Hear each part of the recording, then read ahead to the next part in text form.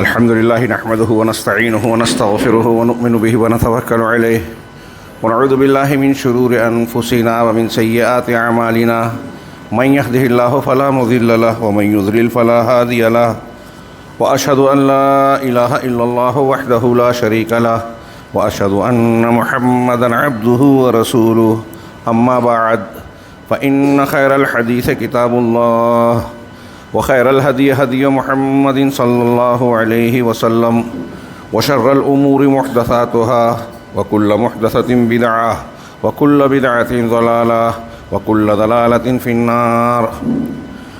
أعوذ بالله من الشيطان الرجيم. بسم الله الرحمن الرحيم.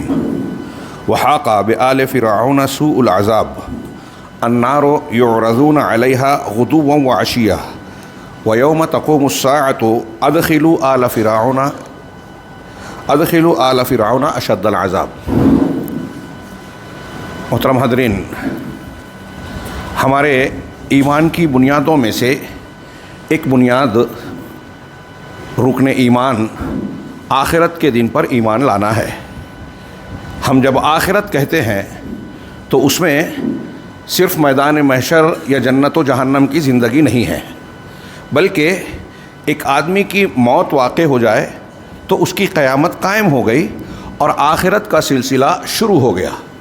دوسرے لفظوں میں ہم کہیں کہ مرنے کے فوراً بعد ایک انسان کی جو زندگی شروع ہوتی ہے اس کو برزخی زندگی کہتے ہیں. قرآن نے اس زندگی اور دوبارہ زندہ کیے جانے کے درمیان کی زندگی کو برزخ کہا ہے. وَمِن وَرَائِهِمْ بَرْزَخٌ إِلَىٰ یَوْمِ یُبْعَثُونَ. سورہ مومنون کی آیت میں ہے کہ ان کے آگے سامنے ایک آڑ ہے، برزخ ہے. برزخ پردے کو آڑ کو کہتے ہیں.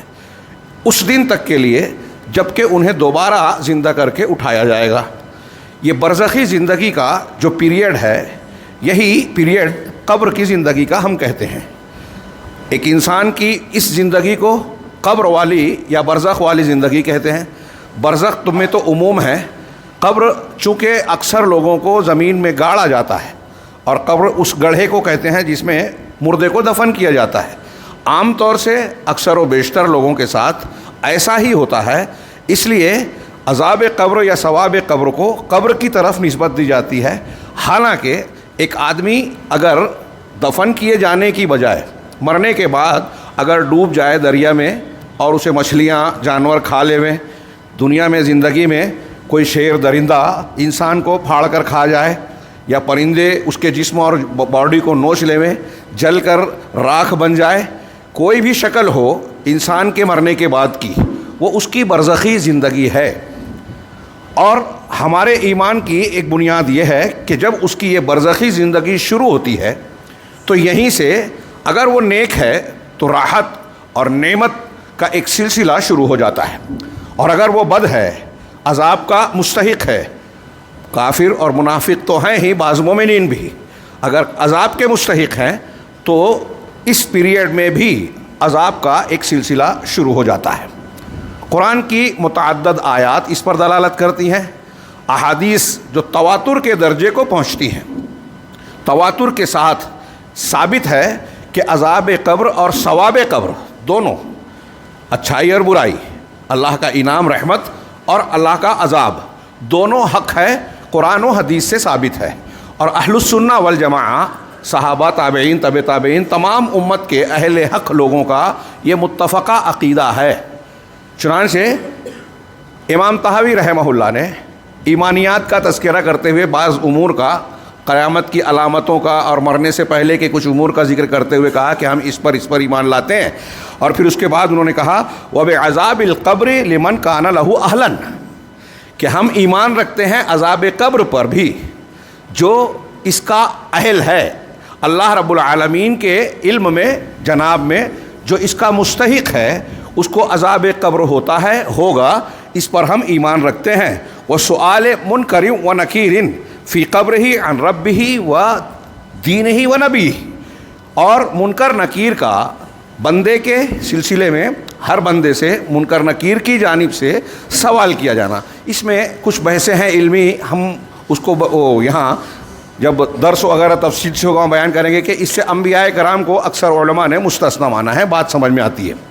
اور کچھ بچوں کے سلسلے میں اقوال ہیں کہ بچوں کے ساتھ ایسا ہوگا یا نہیں، ورنہ بقیہ تمام مرد اور خواتین کے سے قبر میں سوال ہونا ہے. 3 سوال: رب کے بارے میں، من ربک، دین کے بارے میں، ما دینک، تمہارا دین کیا ہے، اور نبی کے بارے میں، من نبیک، یا اور بھی دوسرے الفاظ آئے ہیں کہ یہ نبی جو تمہارے درمیان مبعوث کیا گیا اس کے بارے میں تم کیا کہتے ہو، جس کا اہل ایمان جواب دیں گے کہ میرا رب اللہ، میرا دین اسلام، اور میرے نبی جناب محمد رسول اللہ صلی اللہ علیہ وسلم ہے.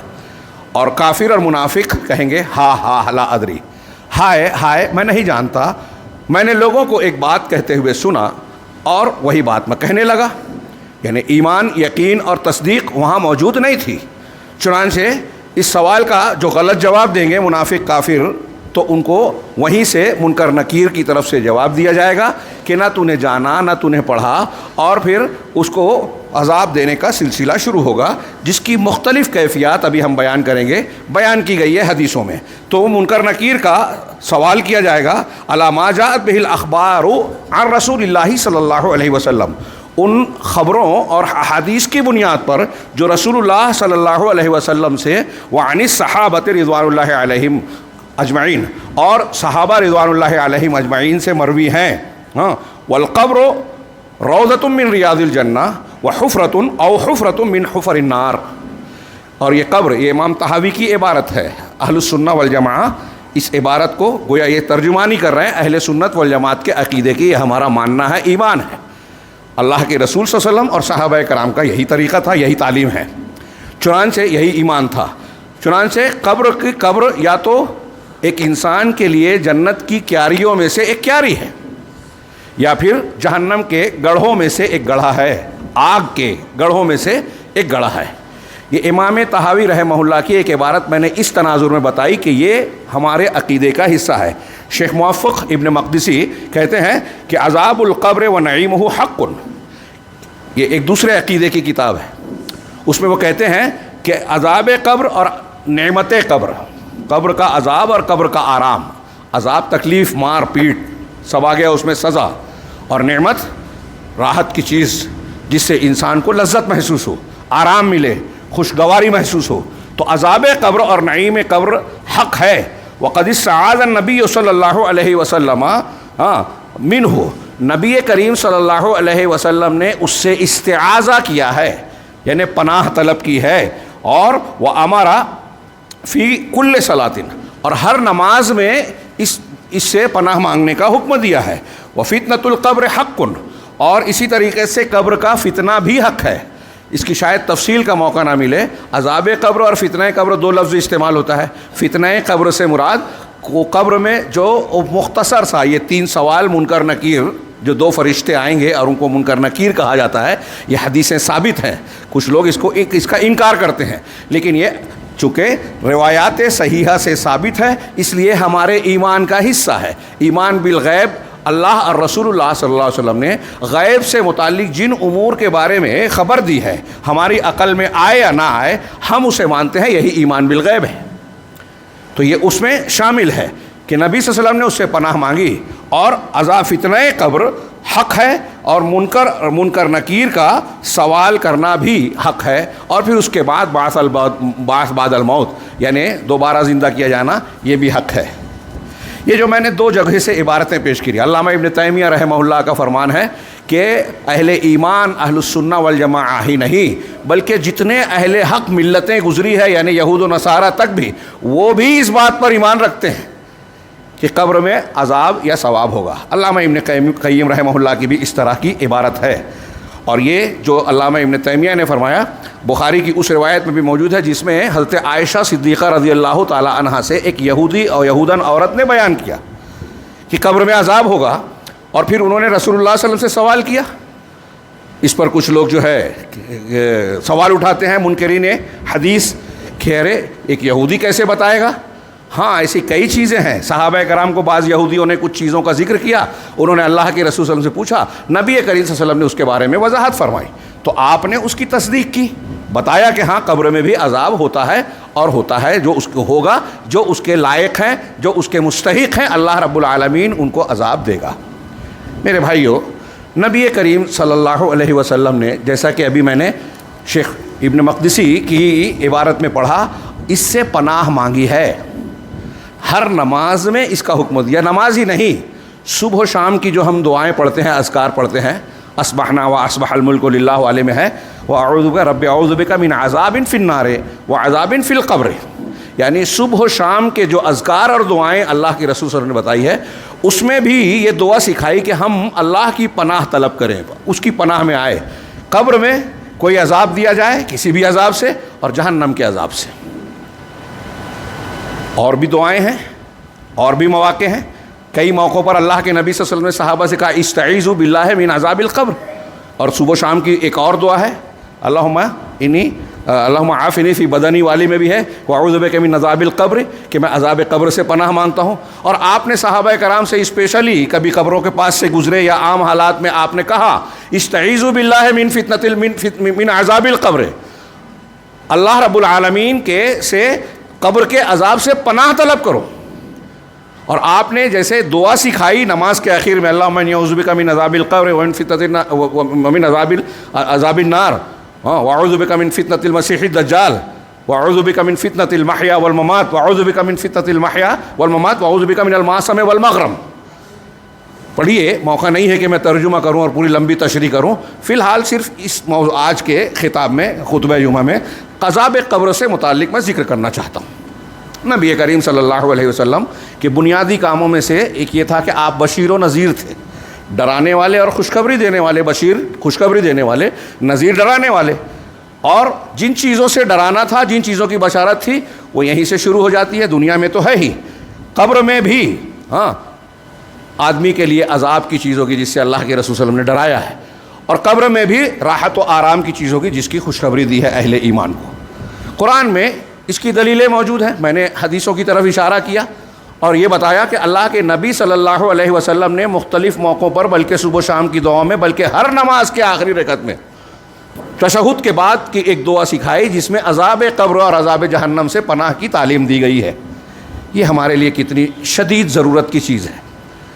اگر ہم ایمان و یقین کے ساتھ اللہ اور رسول کی باتوں کو مانتے ہیں صلی اللہ علیہ وسلم، تو ان باتوں کو سن کر ہمارے رونگٹے کھڑے ہو جانے چاہیے، دل دہل جانے چاہیے، اور آدمی کو اس کے لیے عزم اور فکر کرنی چاہیے کہ ہم کسی بھی طریقے سے اللہ رب العالمین کے اس عذاب سے اپنے آپ کو، اپنے خاندان کے لوگوں کو، اپنے بال بچوں کو بچانے کی فکر کریں۔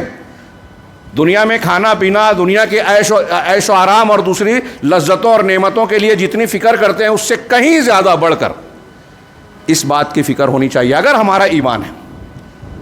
اور یہ چیز ہم کو ان لوگوں کے درمیان نظر آتی ہے جن کا ایمان بالکل مضبوط تھا، اللہ اور اس کے رسول نے جن کی تصدیق کی ہے صحابہ کرام۔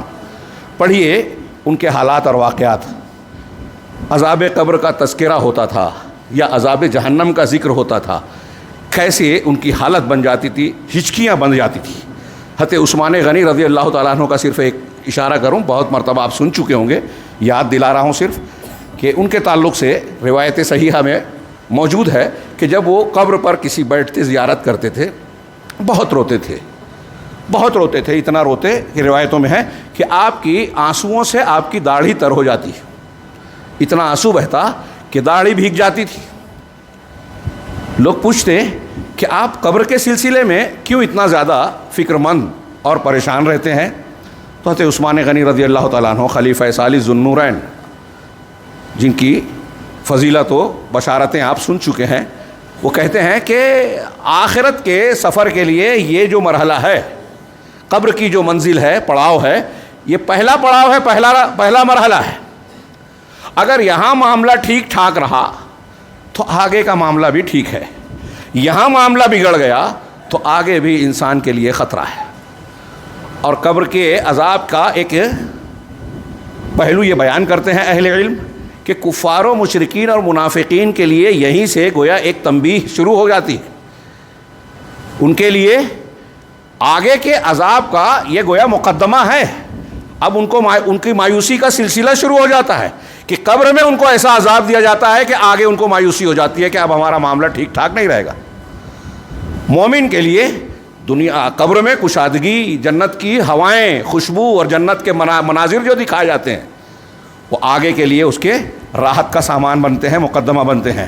اور اگر کسی ایمان والے کو اس کے گناہ کی وجہ سے عذاب قبر ہوتا ہے تو عذاب قبر ان چیزوں میں سے ایک ہے جو ایک ایمان والے بندے کو آگے کے عذاب سے بچنے کا ذریعہ اور دنیا میں جو گناہ ہوا ہے اس کے صاف کرنے کا سبب بنتے ہیں۔ انسانوں کو یا مومنوں سے جو گناہ ہوتے ہیں ان گناہوں کے خاتمے کے 10 اسباب اہل علم نے بیان کیے ہیں۔ توبہ، استغفار، برائی ہو جانے کے بعد نیکیاں کرنا، دوسروں کی دعائیں، اور ایسے کئی اسباب کے ساتھ ایک سبب یہ ہے، 8واں سبب علامہ ابن تیمیہ نے 10 کا ذکر کرتے ہوئے کہا کہ 8واں سبب یہ ہے کہ ایک مومن بندے کو اس کے گناہ کے مطابق قبر میں عذاب دے دیا جائے۔ تو جب یہ عذاب ہو جائے تو آگے اس کے لیے صفائی ہو جاتی ہے۔ اللہ کے نبی صلی اللہ علیہ وسلم کے بعض صحابہ کے تعلق سے بھی رونگٹے کھڑے ہو جاتے ہیں۔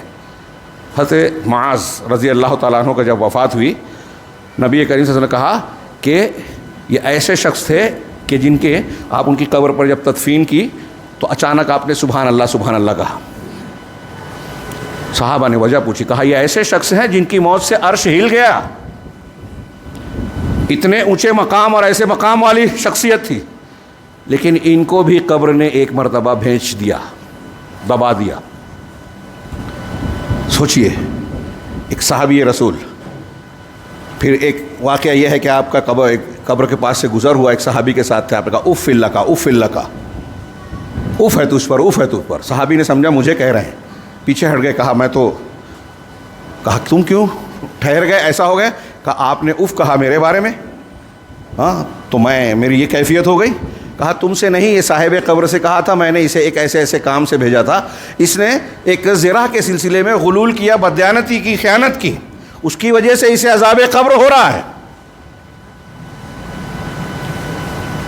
تو عذاب قبر کی یہ کچھ روایتیں میں نے بیان کی، اس کے ثبوت میں 1-2 آیتیں، وقت بہت پہلے ہی سے آج تاخیر ہو گئی، 1-2 آیتیں میں نے، ایک آیت پڑھی سورہ مومن یا سورہ غافر کی آیت جو آل فرعون کے بارے میں ہے۔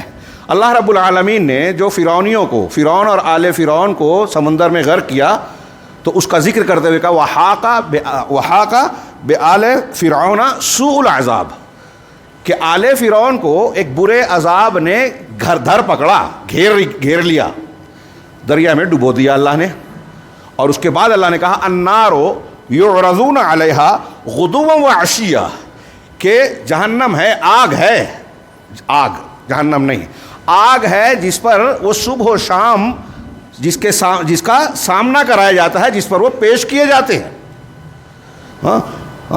وَيَوْمَ الْقِيَامَةِ وَيَوْمَ تَقُومُ السَّاعَةُ أَدْخِلُوا آلَ فِرْعَوْنَ أَشَدَّ الْعَذَابِ، اور جب قیامت قائم ہوگی تو یہ کہا جائے گا کہ آل فرعون کو انتہائی سخت عذاب میں داخل کر دو، ڈال دو۔ ابھی مطلب اللہ کے اس فرمان کا جو آخری جملہ ہے، ٹکڑا ہے کہ قیامت جب قائم ہوگی تو یہ کہا جائے گا کہ ان کو جہنم میں ڈالو، سوء عذاب میں، اشد العذاب میں ڈالو، سخت ترین عذاب میں۔ اس کا مطلب یہ ابھی قیامت کا معاملہ الگ ہے، اور اس سے پہلے جو ہے النار یعرضون علیہا غدوا وعشیا، کہ آگ پر، یہ آگ ہے جس پر صبح و شام پیش کیے جاتے ہیں، اس کا سامنا کرایا جاتا ہے۔ یہ قیامت سے پہلے یہ معاملہ ہو رہا ہے، اور یہی عذاب قبر ہے۔ علامہ حافظ ابن کثیر رحمہ اللہ نے اس آیت کو نقل کر کے کہا کہ اس آیت میں بالکل صاف دلیل ہے عذاب قبر کی، کہ قبر کا عذاب ہوگا۔ اسی طریقے سے اللہ تبارک و تعالیٰ نے قرآن مجید میں اور بھی متعدد مقامات پر عذاب کا ذکر کیا ہے، جس سے عذاب قبر بالکل واضح انداز میں ثابت ہوتا ہے، جیسے سنعذبہم مرتین ثم یردون الی عذاب عظیم، کہ ہم انہیں 2 مرتبہ عذاب دیں گے، پھر انہیں زبردست عظیم عذاب کی طرف پلٹایا جائے گا۔ ہم انہیں 2 مرتبہ عذاب دیں گے، تو 2 مرتبہ، ایک دنیا کا عذاب، ایک برزخ کا عذاب، اور پھر جو عذاب عظیم کا ذکر ہے وہ آخرت کا عذاب۔ سورہ سجدہ میں اللہ رب العالمین نے فرمایا وَلَنُذِيقَنَّهُم مِّنَ الْعَذَابِ الْأَدْنَىٰ دُونَ الْعَذَابِ الْأَكْبَرِ، کہ ہم انہیں عذاب اکبر، جو بہت بڑا عذاب ہے جہنم کا، آخرت کا، آخرت یہ بھی ہے، قبر بھی، اس سے پہلے ہم عذاب ادنا دیں گے، ہلکے درجے کا عذاب جو جہنم کے مقابلے میں ادنا ہے، اور قبر کا عذاب بھی ادنا نہیں ہے دنیا کے اعتبار سے، لیکن آخرت کے مقابلے میں اللہ نے اس کو ادنا کہا ہے. تو یہ عذاب ادنا کی دو تفسیر کی مفسرین نے. ایک تو یہ کہ دنیا میں انسانوں کو جو مصیبت، پریشانی، زلزلہ، طوفان، سونامی اور مختلف قسم کی پریشانیاں، دقتیں، دشمن کا تسلط جو آج مسلمان بھی بہت ہر جگہ پوری دنیا میں جھیل رہے ہیں، تو دنیا کے عذاب بھی مراد ہے اہل علم نے کہا، اور قبر کا عذاب بھی کچھ لوگوں نے تفسیر کی. اہل علم کہتے ہیں کہ دونوں مراد لینے میں کوئی حرج نہیں ہے. ایک جگہ قرآن مجید میں فرشتوں کی جانب سے جو روح قبض کی جاتی ہے اس کا تذکرہ کرتے ہوئے اللہ رب العالمین نے کہا الیوم تجزون عذاب الہون. فرشتے ان کے چہروں پر ماریں گے، قرآن میں ہے، اور کہیں گے کہ آج تمہیں رسوائی کا عذاب دیا جائے گا. امام بخاری رحمہ اللہ نے اس سے عذاب قبر کا اس بات کیا ہے کہ قرآن کی اس آیت سے قبر کا عذاب ثابت ہوتا ہے. یہ میں دلیل کے طور پر بیان کر رہا ہوں، بہت وقت کم ہے اور پہلے ہی سے دیر ہو چکی. یہ قرآن کی دو چند آیتیں، اور بھی کئی آیتیں ہیں، کئی دلیلیں ہیں. حدیثوں کو میں نے بیان کیا، اور بہت ساری احادیث ہیں جن سے عذاب قبر کا اس بات ہوتا ہے، جزوی طور پر بھی، عمومی طور پر بھی. اسی طرح نعمتوں کا تذکرہ ہوتا ہے. میں صرف ایک اشارہ کروں، حدیثوں سے ثابت ہے کہ اللہ کے نبی صلی اللہ علیہ وسلم فرمایا کہ احد کے شہداء، مسلمان جو شہید ہوئے تھے غزوہ احد میں، ان کی روحیں جنت میں سبز پرندوں کے قالب میں، سونے کے قندیلوں میں، ان سونے کے سائے میں لٹکی ہوئی ہیں، اس پر معلق ہیں، اس پر چہچہا رہی ہیں. اسی طرح ایک عمومی آیت ہے کہ نسمۃ المؤمن فی کیا ہے فی یعلق فی طائر فی جوف طائر یعلق شجر الجنہ کما قال، کہ آدمی کی، ایک مسلمان بندے کی روح جو ہے وہ پرندے کی شکل میں جنت کے درخت پر ہوتی ہے. تو ایک مومن کی کہا، علیین سے جین والی بات بھی ہے، تو اس میں کچھ لوگ اختلاف سمجھتے ہیں. تو مومن کی روح یا شہید کی روح، شہید کا خصوصی درجہ ہے، یہ جنت کے کچھ حصوں میں ہوتی ہیں. ان کے لیے جو خاص مقامات اور مقام جنت میں تیار ہے وہ قیامت کے بعد ہی داخل ہوں گے. یہ ایک علمی بحث ہے، اسے میں چھوڑتا ہوں. تو اللہ رب العالمین نے، اللہ کے رسول صلی اللہ علیہ وسلم نے بیان کیا کہ احد کے شہداء کا یہ حال ہے. اللہ رب العالمین نے ان کو خوشخبری دی اور ان سے پوچھا کہ تم کچھ اور چاہتے ہو. تو بعض روایتوں میں یہ بھی ہے کہ وہ دنیا میں آخر میں کہیں گے کہ جو ہم چاہتے تھے اس سے زیادہ ملا. بار بار پوچھنے پر کہیں گے پھر سے دنیا میں بھیج دے. اور ایک روایت میں ہے، صحیح روایت میں، کہ وہ کہیں گے اے اللہ تعالیٰ ہمارے مومن بھائیوں کو، ایمان والوں کو خبر پہنچا دے کہ ہمارا اتنا بہترین حال ہے. تو اللہ رب العالمین نے ان کی طرف سے کچھ قرآن کی آیتیں نازل کی. لا تقولوا لمن يقتل في سبيل الله امواتا بل احياء عند ربهم يرزقون، کہ سورہ آل عمران میں یہ ہے کہ آپ جو ہے اللہ کے راستے میں جو مارے گئے ہیں، شہید کیے گئے ہیں، قتل کیے گئے ہیں، انہیں مردہ نہ کہو، بلکہ وہ زندہ ہیں، اپنے پروردگار کے پاس روزی دیے جاتے ہیں، زندہ ہیں. اب یہاں کچھ لوگ کہتے ہیں دیکھیں شہید زندہ ہیں، تو اب ان کی قبر پہ جا کے ان کو پکارا جا سکتا ہے؟ جی نہیں. ان کی سورہ بقرہ میں کہا بل احیاء ولکن لا تشعرون، لیکن تم کو اس کا شعور نہیں ہے، اس کا شعور نہیں ہے. حضرت براء ابن عازب کی لمبی روایت جس کے بیان کرنے کا موقع بالکل نہیں ہے، جس میں بتایا گیا اللہ کے رسول صلی اللہ علیہ وسلم بقیع غرقد میں ایک جنازے میں شریک ہوئے، اور پھر اس کے بعد آپ نے اہل ایمان کے تعلق سے قبر سے عذاب سے پناہ مانگی، اور اس کے بعد صحابہ کرام کو لمبی روایت بیان کی کہ جب ایک مومن بندے کا موت کا وقت آتا ہے تو فرشتے خوشبودار کفن لے کے آتے ہیں، جنت کا لباس لے کے آتے ہیں، اور ان کے ساتھ ان کے چہرے بڑے پرنور اچھے ہوتے ہیں، اور پھر اس کو جو ہے خوش آمدید کہہ کے اس کو کہتے ہیں کہ نفس مطمئنہ تو اللہ کی طرف چل، اور وہ بہت آسانی سے جو ہے اپنے جسم سے نکل جاتی ہے. پھر اسے اچھا کپڑا لباس، جنت کا لباس پہنا کے آسمان میں لے جاتے ہیں، ان کا استقبال ہوتا ہے. وہ تفصیلات موجود ہیں، اور ان کو پھر اچھے حال میں رکھا جاتا ہے برزخ میں، پورے معاملات جو ہوتے ہیں. اس کے بالمقابل کافر کا جو معاملہ ہوتا ہے تو بڑے بھیانک چہرے والے فرشتے، ٹاٹ کے کپڑے جو بدبودار ہوتے ہیں لا کر اس کی روح کو کھینچ کھانچ کر اس میں ڈالتے ہیں اور لے جاتے ہیں. اس کی تفصیلات حضرت براء بن عازب رضی اللہ تعالیٰ عنہ کی روایت میں موجود ہے، اس میں بھی کچھ تفصیلات آپ کو غیب سے متعلق ملے گی. بالکل صحیح روایتیں ہیں یہ. تو اللہ کے نبی صلی اللہ علیہ وسلم نے یہ تفصیلات قبر کے عذاب کی اور قبر کی نعمت کی دونوں بیان کی، مومن، منافق، کافر اور مشرک وغیرہ کے تعلق سے، اور یہ ہونا ہی ہے، یہ ہمارے ایمان کا حصہ ہے۔ کچھ لوگوں کو یہاں کچھ لوگ میں بحث یہ کر رہا تھا، بات یہ کر رہا تھا کہ کچھ لوگ یہ کہتے ہیں کہ جب شہداء کی روحیں موجود ہیں تو ان کو پکارا جا سکتا ہے۔ یہ بات دھیان رکھیے کہ 3 دار ہیں، ایک دار دنیا جس میں ہم ہیں، ایک دار برزخ، ایک دار آخرت۔ قسموں کے بیان کرنے کا ٹائم نہیں ہے۔ دار دنیا میں حقیقی معاملات ہمارا جسم اس جسم سے ہوتا ہے، روح اس کے تابع ہے، روح اس کے تابع ہے، اس جسم میں بھی روح ہے، جب ہم زندہ ہیں روح نکل گئی مر گئے، اور برزخ کی زندگی میں روح اصل ہے، جسم اس کے تابع ہے، وہ چاہے کھڈے میں دفن ہو، کوئی پرندہ کھا لے، درندہ کھا لے، جل جائے، راکھ ہو جائے، روح اصل ہے بدن۔ اور عذاب قبر اور نعمت قبر جسم اور روح دونوں پر ہوتا ہے، دونوں پر، دونوں کا کنیکشن ہوتا ہے، وہ ہم جان سکے یا نہ جان سکے، دونوں پر ہوتا ہے۔ اور آخرت میں انسان کو جو دوبارہ زندہ کیا جائے گا وہ ان دونوں دار سے، دار دنیا، دار برزخ سے کامل شکل ہوگی، وہاں روح اور جسم اپنی کامل شکل میں ہوں گے، پھر موت نہیں آئے گی۔ اور عذاب دنیا کا، برزخ کا ہو یا آخرت کا، یہ جسم کی جسامت بڑھ جائے گی، کھالیں موٹی یا کم اور موٹی یا پتلی جو بھی رہے موٹی ہو جائیں گی، لیکن جسم یہی رہے گا۔ یہ اہل السنہ والجماعہ کا قرآن و حدیث کی دلیلوں کی بنیاد پر عقیدہ ہے۔ تو ایک یہ کہ وہ زندہ نہیں ہے، میں یہ کہنا چاہ رہا ہوں کہ برزخی زندگی کے بارے میں ہم نہیں جانتے۔ کوئی اس سے یہ استدلال کرے کہ وہ زندہ ہیں یا انبیاء زندہ ہیں، انبیاء کا خاص مقام ہے تو ہم ان کو پکار سکتے ہیں، دوسرے مسلمانوں کی طرح نہیں ہے، ان کو مردہ بول دیے یا مر گئے یہ بول دیے تو یہ گستاخی ہو گئی، یہ بالکل غلط بات ہے۔ دنیاوی اعتبار سے موت ہو گئی، لیکن عام لوگوں کی جو موت ہوتی ہے، شہداء کی، انبیاء کی موت کا معاملہ ویسا نہیں ہے، ان کا درجہ اونچا ہے، ان کو ایک مقام ملا ہے۔ عام لوگوں کی روحیں علیین سجین میں ہوتی ہیں، برے لوگوں کی سجین میں، ان کی علیین میں، جیسا کہ حدیثوں میں ہے، لیکن انبیاء کی روحیں خاص مقام میں ہیں، شہداء کی روحیں جنت میں ہیں، جنت میں ہوتی ہیں، جنت کے درختوں میں ہوتی ہیں، کچھ حصوں میں جو ہے وہ چہچہاتی ہیں۔ یہ مراتب کے اعتبار سے درجات ہے، خود شہداء میں اور انبیاء میں بھی درجات ہیں۔ معراج کی رات کے واقعے سے اس پر استدلال کیا جا سکتا ہے۔ تو یہ درجات کا فرق ہے۔ اب ان تفصیلات کو جو قرآن و حدیث میں بیان کیا گیا ہے، کچھ لوگوں کی سمجھ میں نہیں آتا، عقل میں نہیں آتی، کیسے ثابت کریں گے؟ سائنس یہ کہتا ہے، ہم کو تو دکھائی دیتا ہے ایک مردہ، ہمیں نہیں لگتا کہ اس کو فرشتہ آتا ہے بٹھاتا ہے، قبر میں اتنی جگہ نہیں ہوتی۔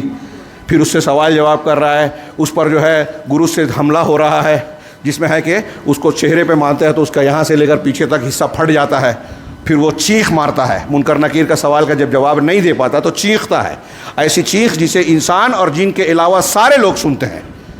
یہ اللہ کی حکمت ہے، ہمارا اور آپ کا دنیا میں امتحان ہے، اس لیے ہم نہیں سنتے۔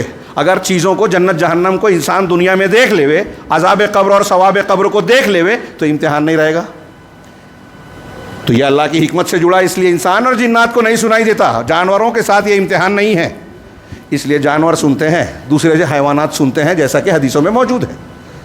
اور ویسے بھی اگر ہم سائنسی اور عقلی بات کر رہے ہیں تو پرانے دور میں معتزلہ جو عقل کو نقل پر مقدم کرتے تھے، ان کی بات سمجھ میں نہیں آتی، تو یہ بات کچھ حد تک سمجھ میں آتی ہے کہ وہ جہالت کا، یعنی سائنسی اعتبار سے ایسا دور تھا کہ بہت سی تحقیقات نہیں ہوئی تھی۔ آج اگر کسی کی سمجھ میں نہیں آ رہا ہے، منکرین حدیث ہیں، کچھ اور فرقے کے لوگ ہیں، بدعتی ہیں، اعتزال کے وارثین ہیں، جو عقل کی بنیاد پر، ہمارے یہاں جو تحریکی حضرات ہیں جن کے یہاں خارجیت ہے، کہیں باطنیت ہے، کہیں صوفیت ہے، ان کے یہاں یہ عقلیت بھی ہے، اور عقل کی بنیاد پر وہ کہتے ہیں کہ یہ سمجھ میں نہیں آتا کہ عذاب قبر کیسے ہوگا۔ میں نے کئی مقامات پر اس وقت بیان کیا، اہل علم نے سلف سے بیان کیا کہ آپ کے سامنے ایک آدمی سو رہا ہے، بھیانک خواب دیکھ رہا ہے، ڈر رہا ہے، چیخ رہا ہے، چلا رہا ہے، خواب کی حالت میں آپ وہاں بیٹھے ہوئے ہیں، لیکن محسوس نہیں کرتے کہ یہ خواب میں چیخ رہا ہے، دوڑ رہا ہے، بھاگ رہا ہے، چلا رہا ہے۔ تو یہ تو موت، تو نیند تو چھوٹی چیز ہے موت کے مقابلے میں، موت اس سے بڑی ہے۔ ایک مرا ہوا انسان چیخ چلا رہا ہے، آپ کی سمجھ میں نہیں آ رہا ہے، تو کون سی دقت کی بات ہو گئی؟ اس کے علاوہ ہم دنیا میں آج سائنسی اعتبار سے دیکھ رہے ہیں، مان رہے ہیں کہ کئی ایسی چیزیں ہیں جو ہیں، دکھائی نہیں دیتی۔ یہ ٹیوب لائٹ جل رہا ہے، لائٹ جل رہا ہے، پنکھا چل رہا ہے، کیسے چل رہا ہے؟ بجلی سے، کرنٹ سے۔ وہ کرنٹ ہمیں دکھائی دیتا ہے کیا؟ ہم کئی چیزیں دیکھتے ہیں کہ جانور سونگھ لیتا ہے، ہم وہ سونگھ نہیں پاتے. کتا کئی چیزیں سونگھ لیتا ہے جو ہم نہیں سونگھ پاتے. کچھ جانور ایسی چیزوں کو محسوس کر لیتے ہیں جو انسان محسوس نہیں کرتا. آج سائنس والے یہ مانتے ہیں کہ کسی مقام پر اگر زلزلہ طوفان آ رہا ہے، سمندر میں سونامی یا ایسی کوئی چیز آ رہی ہے تو انسانوں کو محسوس نہیں ہوتا، اس سے پہلے جانوروں کو محسوس ہو جاتا ہے. زلزلہ آنے سے پہلے چڑیا گھر میں جانوروں کی تبدیلی دیکھی گئی ہے کہ پانی والا جانور چلتھلیا اگر باہر ہوتا ہے بھاگ کے پانی میں چلا گیا، چونٹیاں اپنے بل میں چلی گئیں. اسی طرح اور بھی جانوروں کو دیکھا گیا کہ وہ بھاگ کر اپنے مقام پر محفوظ جگہ پر جاتے ہیں، گویا ان کو اس بات کا احساس ہو جاتا ہے کہ کچھ ہونے والا ہے، چنانچہ وہ اپنا محفوظ مقام اختیار کرتے ہیں. تو ایسی صورت میں یہ عقلی طور سے سمجھ میں آنے والی بات ہے. ایسے اور بھی عقلی جواب دیے ہیں جس کا وقت اجازت نہیں دیتا. میں بات کو سمیٹوں اور صرف ایک دو باتیں یہ بیان کروں کہ قبر میں عذاب کے اسباب بھی قرآن نے بیان کیے، حدیثوں نے بیان کیا کہ کیوں عذاب ہوتا ہے. ہاں، ایک دو روایتیں، ایک دو سبب ذکر کروں. اللہ کے نبی صلی اللہ علیہ وسلم، بخاری مسلم کی حدیث ہے، ایک مرتبہ دو قبروں کے بیچ سے گزرے، صحابہ کرام ساتھ میں تھے. آپ نے فرمایا کہ انہما لا یعذبان، کہ یہ جو دو قبروں والے ہیں ان کو عذاب دیا جا رہا ہے. وما یعذبان فی کبیر، اور جو عذاب دیا جا رہا ہے وہ کوئی بہت بڑی بات نہیں تھی. بڑی بات نہیں تھی کا مطلب یہ نہیں کہ بڑا گناہ نہیں تھا، گناہ کبیرہ ہے، اس سے بچنا بڑی بات نہیں تھی. اما احدہما فکان لا یستبرئ من البول، رہا ایک انسان جو اس میں عذاب دیا جا رہا ہے تو ایک وہ تھا جو پیشاب سے بچتا نہیں تھا، احتیاط نہیں کرتا تھا. ہم لوگ کتنے ہیں پیشاب پاخانے کے آداب میں، اس سے بچنا کہ ہم جب پیشاب کرنے بیٹھے تو اس کے چھینٹوں سے اپنے آپ کو بچائے، آسان ہے، اس سے بچنا آسان ہے، لیکن وہ بچتا نہیں تھا. تو ایک پیشاب سے بچتا نہیں تھا، پیشاب کے چھینٹوں سے. دیکھیے طہارت کی کیسی تعلیم ہے. اور دوسرا جو ہے وہ ثانی فکان یمشی بالنمیمہ، وہ چغل خوریاں کرتا تھا. تو غیبت اور چغل خوری، ہاں، غیبت سے بھی لوگوں نے استدلال کیا معراج والی حدیث سے کہ اللہ کے رسول صلی اللہ علیہ وسلم نے جہنم میں ان لوگوں کو بھی جلتا ہوا دیکھا یا آگ میں جلتا ہوا جو لوگوں کے گوشت کھایا کرتے تھے. ان کے ناخون جو ہے وہ تانبے کے بنے اور وہ اپنے ناخون سے اپنے جسم کو، اپنے گالوں کو نوچ رہے ہیں. ہاں، حضرت جبرائیل نے بتایا کہ یہ معراج کی حدیث میں جو مناظر بتائے گئے ہیں، بعض علماء نے اسے بتایا کہ وہ ان کو جو جلنے کا یا عذاب ہو رہا ہے یہ عذاب قبر ہے. اس پہ بحث کی جا سکتی ہے، لیکن اہل علم نے کہا اسی میں سود کھانے والا، ابھی میں نے ایک روایت بیان کی تھی خیانت کرنے والا، اسی طرح ایک روایت انسائکلوپیڈیا موسوعہ میں بیان کیا کہ کسی جانور کو تکلیف دینے والا. استدلال کیا ہے اس عورت کے عمل سے جس کا بخاری وغیرہ میں روایت ہے کہ ایک عورت نے اپنی بلی کو باندھ دیا، نہ خود کھانا کھلایا نہ اسے چھوڑا کہ وہ اپنے کھانے کو خود تلاش کر لے، اور بھوک پیاس سے مر گئی. اس کے بدلے میں اسے اللہ نے عذاب میں ڈال دیا. تو اس سے کہ کسی جانور کو تعذیب اور تکلیف دینا، اب کسی جانور کو آپ تکلیف دے ہوئے اس پر عذاب قبر ہے. اب آپ اگر اپنے بیٹے کو، اپنی بیٹی کو، اپنی بیوی کو، اپنے کسی رشتہ دار کو یا کسی انسان کو ایسی تکلیف دے رہے ہیں، اور آج بہت سارے لوگ اس طرح کی جرات کرتے ہیں ہجومی تشدد میں، وہ تو خیر غیر مسلم ہیں. ہاں، انہیں بھی یہ بات معلوم ہونا چاہیے کہ یہ سب کچھ کر کے وہ کامیاب، وہ تیر نہیں مار رہے ہیں، بچیں گے نہیں اگر توبہ نہیں ملی انہیں ایمان نہیں ملا، توبہ نہیں ملی. تو یہ اسباب ہیں عذاب قبر کے. چند اسباب کا میں نے ذکر کیا. گناہ، یعنی ان شارٹ ہم کہہ سکتے ہیں اختصار کے ساتھ کہ گناہ ہمارے لیے مسئلہ ہے، اور عذاب قبر سے بچانے والی کچھ چیزیں ہیں. اس کا تذکرہ کرتے ہوئے ایک حدیث کہ جو شخص جمعہ یا جمعہ کی رات میں جس کا انتقال ہوتا ہے اسے کبھی عذاب قبر نہیں ہوگا. یہ جمعہ کی رات میں وفات کی فضیلت ہے، لیکن اس کا یہ مطلب نہیں ہے کہ ایک آدمی شرک اور بدعت کر رہا ہے ہر جمعہ کے دن اس کی موت ہو گئی تو آپ کہیں کہ فضیلت والا ہے. ہاں، ہمارے یہاں رمضان کے دنوں میں بھی موت کا لوگ بیان کرتے ہیں، لیکن میں نے کوئی روایت ایسی پڑھی نہیں ہے، میں نہیں جانتا. ہاں، کسی کو معلوم ہو تو بتائیں، لوگ بیان کرتے ہیں. اس کے علاوہ لوگوں کی دعائیں، جیسے مثال کے طور پہ اللہ کے نبی صلی اللہ علیہ وسلم نے فرمایا کہ اگر کسی انسان کے جنازے میں 40 لوگ یا 3 صف اہل توحید کی شریک ہو گئی اور وہ دعا کرتے ہیں اس کی مغفرت کی، تو اللہ ان کی بخشش کرتا ہے. تو مومنین کی دعاؤں سے مرنے والے کو فائدہ پہنچتا ہے. اسی طرح بعض اور اعمال کے بارے میں بتایا گیا کہ صدقہ و خیرات کیا جائے، فلاں اور فلاں عمل کیا جائے، تو اس کے ذریعے سے جیسے آدمی کے مرنے والے کے اولاد جو ہے وہ دعائیں کرے، نیک اولاد، یا وہ جو ایسا کام کر کے گیا ہے کہ مرنے کے بعد بھی لوگ اس سے فائدہ اٹھا رہے ہیں، کنواں کھدایا، مسجد بنائی، بورنگ بنائی، درخت لگایا جس سے سائے میں لوگ بیٹھتے ہیں، پرندے یا لوگ پھل کھاتے ہیں، تو جب تک اس سے فائدہ اٹھایا جاتا رہے گا اس کو بھی اجر و ثواب ملے گا۔ تو ایسی نیکیاں، استغفار، مومنین کی مغفرت طلب کرنا۔ اللہ کے رسول صلی اللہ علیہ وسلم قبر کی تدفین کے بعد کہتے تھے اسألوا لہ التثبیت فإنہ الآن یسأل، کہ آدمی جو قبر میں دفن کیا گیا ہے اس کے لیے ثابت قدمی کی دعا مانگو، اس لیے کہ ابھی اس سے سوال کیا جائے گا۔ اس لیے مسلمانوں کو تدفین کے بعد تھوڑی دیر رکنا چاہیے، دعا کرنی چاہیے، مغفرت کی دعا، اجتماعی نہیں، اپنی اپنی دعا کریں۔ ہاں، یہ دعائیں کرتے رہنا چاہیے۔ یہ عذاب قبر کوئی معمولی چیز نہیں ہے۔ میں اس کے مختلف پہلوؤں کو بیان کرنے کی تفصیل میں وقت ختم ہو چکا، زائد ہو چکا، لیکن یہ عذاب قبر کے تعلق سے جو بھیانک مناظر بیان کیے گئے ہیں وہ رہ گیا ہے، اس کا تھوڑا سا اشارہ کروں کہ میں نے ابھی بتایا منکر نکیر، کافر، مشرک، منافق ہے جس کو عذاب دیتے ہیں، جو صحیح جواب نہیں دے پائے گا، ہاں اس کو ماریں گے، اس کو پھاڑیں گے، یہاں اس کے کیا نام ہے جبڑے سے لے کے اس کے کان کی لو تک، آگے سے لے کے پیچھے تک پھٹ جائے گا، سینہ پھٹ جائے گا، پھر جڑ جائے گا، وہ چیخے گا، اور اس کی چیخ و پکار کو انسان اور جنوں کے علاوہ سارے حیوانات سن سکتے ہیں، سنتے ہیں۔ اللہ کے رسول صلی اللہ علیہ وسلم نے فرمایا لولا اللہ تدافنوا لدعوت اللہ ان یسمعکم من عذاب القبر، کہ اگر ایسا نہیں ہوتا، یہ صحیح مسلم کی ایک روایت کا ٹکڑا ہے، کہ تم اپنے مردوں کو دفن کرنا چھوڑ دو گے، اپنے مردوں کو دفن کرنا چھوڑ دو گے، تو میں اللہ تعالیٰ سے یہ دعا کرتا کہ تم کو عذاب قبر کی وہ چیخ و پکار اور آواز سنا دے، جو وہ چیخ و پکار سنا دے، بعض روایتوں میں ما اسمعو، جو میں سنتا ہوں۔ یعنی کیا مطلب کہ اگر ہم وہ چیخ پکار سن لے نا تو ڈر اور دہشت کے مارے اپنے مردوں کو قبر میں دفن ہی کرنا چھوڑ دیں گے۔ اور روایتوں میں ہے فرشتوں کا گرز مارنا اور پھر اس کے نیچے سے آگ بچھانا، آگ کا لباس پہنا دینا۔ جو جہنمی ہے اس کو روزانہ جہنم کا منظر دکھایا جائے گا، جس کی شدت اور حرارت اس کی لپٹیں اس کو گرمی پہنچاتی رہے گی، اور جو نیک صالح ہے جس کا جنت والا مقام ہونے والا ہے اس کو جنت کا منظر روزانہ دکھایا جائے گا، جہنم دکھا کے بتایا جائے گا کہ اللہ نے اس سے بچایا تمہیں، اور جنت بتا کر اس کی قبر کو کشادہ کیا جائے گا، اور اس کے بالمقابل جو گنہگار ہوگا اس کی قبر کی دیواریں اس کو جو ہے بھینچیں گی۔ یہاں تک کہ حدیث میں ہے اللہ کے رسول صلی اللہ علیہ وسلم نے انگلیوں کو انگلیوں میں ڈال کر اشارہ کیا کہ اس طرح سے اس کی پسلی کی ہڈیاں ایک دوسرے میں پیوست ہو جائے گی، پسلی کی ہڈیاں مل جائے گی ایک دوسرے میں، اور آگ کا عذاب ہوگا۔ اب یہاں کچھ لوگ سوال کرتے ہیں عقلی بنیاد پر کہ ایک ہی گڑھے میں ہمیں تو نہیں محسوس ہوتا، اب ایک مردہ دفن ہے، کافر ہے، مشرک ہے، لیکن اس کے وہ آگ میں جل رہا ہے تو ہم کو گرمی محسوس ہونی چاہیے۔ ایسا ضروری نہیں ہے، وہ آگ دنیا کی آگ والا معاملہ نہیں ہے۔ اللہ رب العالمین کی قدرت کاملہ ہے۔ شاہ ولی اللہ کہتے ہیں کہ اس کو یوں بھی سوچ سکتے ہیں کہ فرض کیجئے کہ اگر مثال کے طور پہ ایک آدمی کے لیے سانپ کے ڈسنے سے 1 گرام زہر اگر جسم میں جاتا ہے تو اس کو درد اور تکلیف کیسی محسوس ہوتی ہے؟ اب اللہ نے خون پیدا کیا، اس میں ہیموگلوبین ہے، صفی ذرات ہیں، اور نہ جانے کیا کیا مادے ہیں، پروٹینز ہیں۔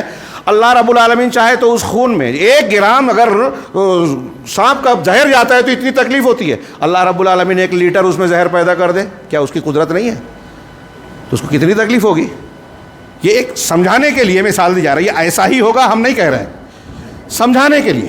اور اللہ رب العالمین کی قدرت اور وہ دور، وہ معاملہ تو ایسا ہے کہ ایک ہی قبر میں ایک آدمی اگر ایسا ہے جس کو عذاب ہو رہا ہے، وہ جل رہا ہے اور اس کو فرشتے مار رہے ہیں، ہاں اس کو آگ کا لباس پہنایا جا رہا ہے، اس کی قبر اس کو بھیج رہی ہے، اسی قبر میں ایک ایمان والا ہے جس کی قبر کو کشادہ کیا گیا ہے، جس کو جنت کی ہوائیں مل رہی ہیں، خوشگواری مل رہی ہے، راحت مل رہی ہے، نعمت مل رہی ہے، جنت کے مناظر دکھائے جا رہے ہیں۔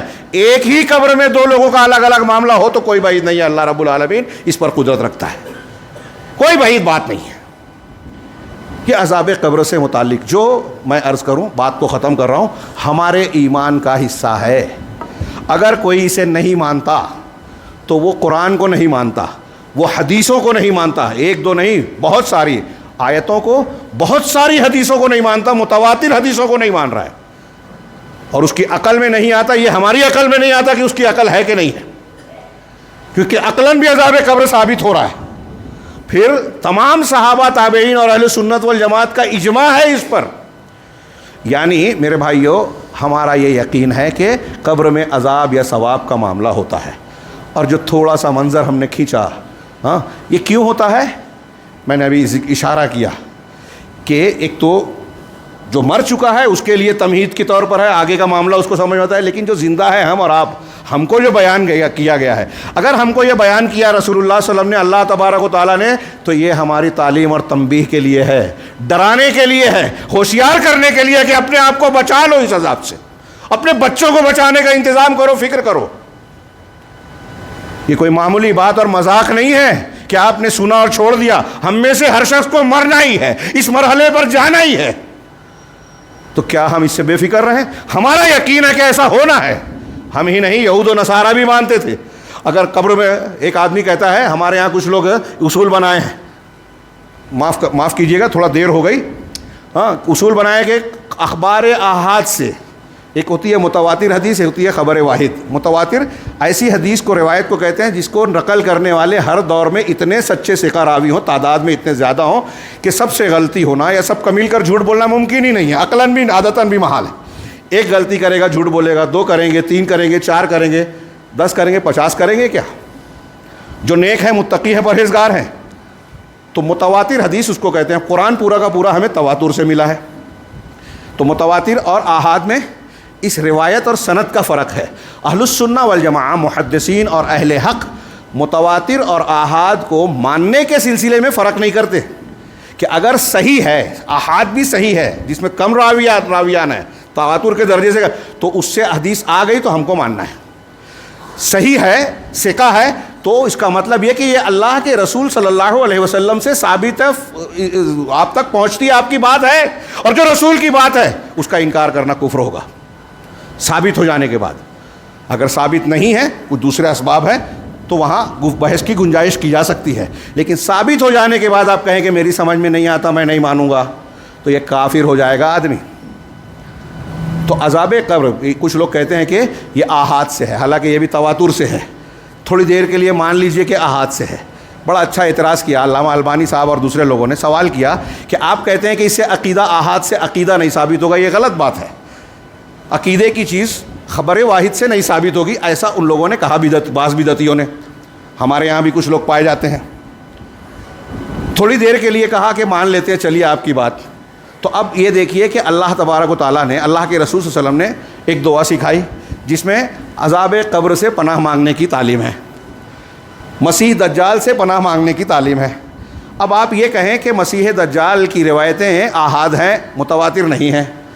یہ کہیں کہ عذاب قبر کی حدیثیں آحاد ہے، متواتر، اس لیے اس کو ہم عقیدہ نہیں بنا سکتے. تھوڑی دیر کے لیے سوچئے. وہ کہہ رہے ہیں کہ آپ کہہ رہے ہیں کہ عقیدہ نہیں بنا سکتے، لیکن آپ دعا مانگ سکتے ہو، دعا عمل ہے، عقیدہ نہیں ہے، عبادت ہے. تو آپ یہ کہہ رہے ہو کہ اس روایت کی بنیاد پر عبادت کر سکتے ہیں، عمل کر سکتے ہیں، دعا کر سکتے ہیں. اب ایک آدمی دعا مانگ رہا ہے اللہ سے کہ اے اللہ مجھے عذاب قبر سے بچا. تو جب آپ دعا مانگ رہے ہو اور کہہ رہے ہو کہ عذاب قبر عقیدہ نہیں ماننا چاہیے، تو جب آپ مان رہے ہو کہ عذاب قبر ہوگا ہی نہیں، تو اس سے پناہ مانگنے کا مطلب کیا ہوگا؟ دعا کر سکتے ہو، عقیدہ نہیں بنا سکتے. تو جب آپ پناہ مانگ رہے ہو اس کا مطلب وہ ہے اور عقیدہ ہے کہ عذاب قبر ہوتا ہی نہیں ہے. تو جب ہوتا ہی نہیں ہے تو پناہ مانگنے کی کوئی مطلب رہتا ہے کیا؟ کتنی بیوقوفی کی باتیں ہیں. تو یہ بدعتیوں کا ایسا ہی معاملہ ہوتا ہے. جو لوگ کہتے ہیں نا کہ ہم عقل کی بنیاد پہ مانتے ہیں، وہ سب سے بڑی بیوقوفیاں کرتے ہیں. عقلی بنیاد پر فقہیات کو ماننے والوں کو دیکھیے کہ وہ قرآن و حدیث کی باتیں، جو قرآن و حدیث کی جو عقل کے مطابق ہے، اس کو رد کر دیتے ہیں. قرآن و حدیث کی جو صحیح باتیں ہیں وہ عقل کے خلاف نہیں ہیں، عقل کو حیرت میں ضرور ڈالتی ہیں. اب اگر کوئی بات عقل میں نہیں آتی تو یا تو عقل میں کمی ہے یا وہ روایتیں صحیح نہیں ہیں. اگر قرآن و حدیث صحیح ہے تو عقل کے مطابق ہوگی. ہو سکتا ہے انسان کی آج سمجھ میں نہیں آ رہی ہے. میں خلاصہ کلام کے طور پر آج کے اس خطبے میں جو میں نے عذاب قبر کا تذکرہ کیا، یہ ایمانیات کے طور پر ہمارے ایمان بالغیب اور ایمان بالآخرہ کا وہ ایک حصہ ہے، اور یہ ہم مانتے ہیں. اس موقع پر جو میں نے اس موضوع کو چھیڑا، اپنے ایمان کو تازہ کرنے کے لیے، اللہ کا ڈر اور آخرت کی زندگی کو تازہ کرنے کے لیے، جس کا اثر ہماری زندگی پر پڑنا چاہیے. اور یہ خاص موقع ہے کہ ہم رمضان المبارک کی طرف بڑھ رہے ہیں۔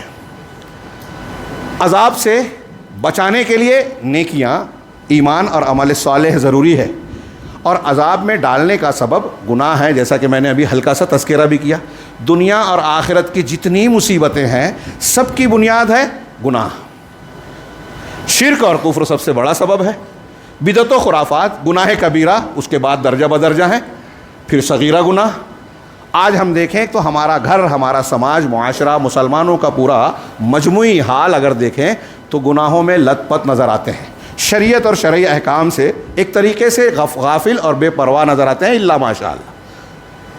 تو نیک و صالح بھی ہیں، چونکہ وہ بھی اسی سماج کا حصہ ہیں، اسی زندگی میں جیتے ہیں، اس لیے وہ بھی برائیوں سے، بہت سی حرام چیزوں سے بچ نہیں پاتے۔ اور جس سماج میں جتنی زیادہ برائیاں بڑھتی ہیں اس میں اتنا عذاب آتا ہے۔ اب دنیا میں اگر ہم کو عذاب ہو رہا ہے میرے بھائیو، سوچنے والی بات ہے، فلسطین میں کیا ہو رہا ہے، ہندوستان میں کیا ہو رہا ہے، ہاں برما میں کیا کچھ ہو رہا ہے، دوسرے مقامات پر مسلمانوں کا کیا حال ہے، کس طرح مارے جا رہے ہیں، کاٹے جا رہے ہیں، پریشانیوں کا شکار ہیں، کوئی پرسان حال نہیں ہے۔ ایک سیدھا سادہ معاملہ ہوتا ہے، گھر پر بلڈوزر چل جاتا ہے، کوئی پوچھنے والا نہیں۔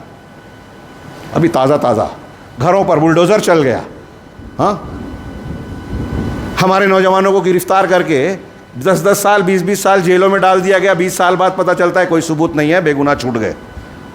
10 سال 15 سال کے بعد آیا آدمی، اب سماج میں بھی بدنام ہے، کام دھندہ بھی نہیں کر پا رہے ہیں، جمع پونجی جھونک چکے ہیں۔ اس کو لائٹلی مت لیجئے کہ اس کے ساتھ ہوا میں بچ گیا۔ ہمارے اور آپ کے گھروں میں ہمارے اور آپ کے بچے بھی خطرے میں ہیں، لیکن میں یہ کہتا ہوں کہ ہمارے لیے خطرہ یہ حکومت، یہ ہمارے مخالفین، یہ اصلی خطرہ نہیں ہے، ہمارے گناہ خطرہ ہے۔ گناہ کی وجہ سے اللہ ہم سے ناراض ہو جائے، یہ ہمارے لیے خطرہ ہے۔ اس خطرے سے بچانے کا سب سے سہانا پیریڈ اور موسم ہے رمضان المبارک۔ ہم ابھی کچھ دن قریب رہ گئے ہیں، اس لیے رمضان المبارک کا فیض حاصل کرنے کے لیے، اس کی برکتیں، فضیلتیں، رحمتیں حاصل کرنے کے لیے ابھی سے اپنے ذہن و دماغ کو تیار کرنا چاہیے، استقبال کے لیے تیار رہنا چاہیے، توبہ استغفار کر۔ رمضان سے بہتر اپنے سدھار اور اصلاح کا اور کوئی نہیں ہے، لیکن ہمارے یہاں اس پیریڈ میں بھی لوگ عادت ہے، اب عادتیں تبدیل کرنا مشکل ہوتا ہے، تھوڑی موڑی چینجنگ آ جاتی ہے سونے جاگنے میں، کھانے پینے میں رمضان المبارک میں، لیکن معمولات ویسے ہی رہتے ہیں۔ اور پھر رمضان کے اخیر میں اگر کوئی صاحب ایمان ہے تو اس کو یہ دکھ ہوتا ہے کہ ہم نے بہت وقت ضائع کر دیا، اور بہت سے ایسے ہیں کہ جنہیں یہ دکھ بھی نہیں ہوتا کیونکہ انہیں احساس بھی مر چکا ہے۔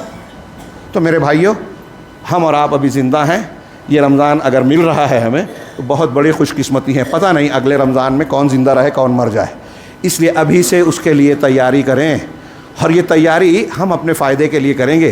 رمضان کے روزوں کی فرضیت کے ساتھ اللہ نے کہا لعلکم تتقون، اس کی تفصیل آپ پڑھیں گے، ایک ترجمہ یا ایک مفہوم کہ تاکہ تم بچ جاؤ، تو بچ جاؤ اللہ کے عذاب سے، بچ جاؤ گناہ سے، بچ جاؤ عذاب قبر سے، بچ جاؤ دنیا کے عذاب سے، بچ جاؤ آخرت کے عذاب سے۔